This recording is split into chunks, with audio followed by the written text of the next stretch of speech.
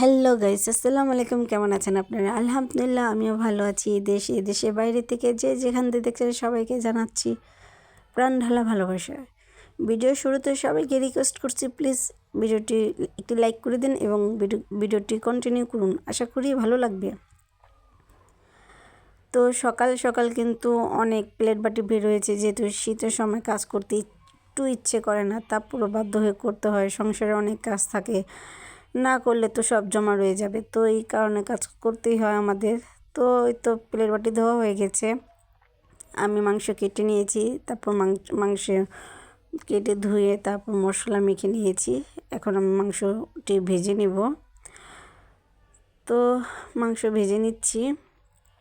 ফার্মের মুরগি তো মাংস না ভাজলে ভালো লাগবে না, এই কারণে একটু ভেজে নিব। হালকা করেই ভাজবো, অতটা ভাজবো না, যেহেতু আমি তরকারি রান্না করব, তো হালকা করে ভেজে নেব।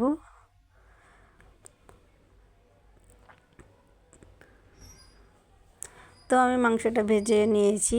এখন আমি মশলা দিয়ে দিচ্ছি তেলের মধ্যে। এলাচ, দারচিনি, তেজপাতা দিয়ে আমি একটু পেঁয়াজটা লাল করে ভেজে নেব তরকারির জন্য। তো এই ফাঁকে আমি কিন্তু আলুগুলো কেটে নিয়েছি। তারপর আমি হলুদ, মরিচ, আদা, রসুন, তেজপাতা, এলাচ, দারচিনি এগুলো সব দেওয়া হয়ে গিয়েছে। তো আমি তরকারিটা ভালো করে কষিয়ে নিচ্ছি। তো আমার কষানো হয়ে গিয়েছে, তো আমি এখন আলু দিয়ে দিচ্ছি। নতুন আলুর সাথে মুরগি রান্না করব, তো নতুন আলু খেতে খুবই ভালো লাগে। তো আমি আলুটা ভালো করে কষিয়ে নিচ্ছি।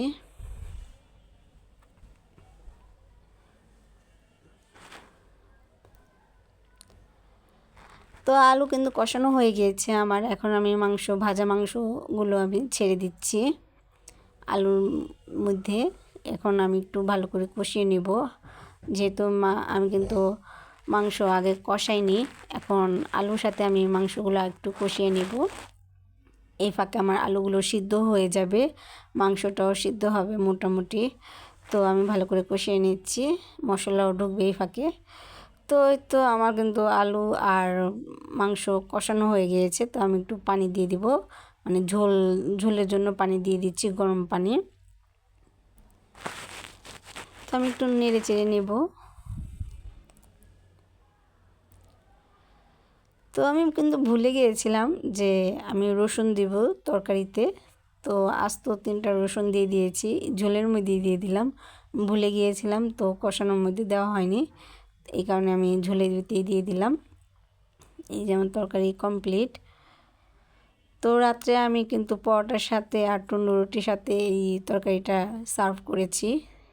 তো কেমন হয়েছে কমেন্টস করে জানাবেন। আল্লাহ হাফেজ। এবং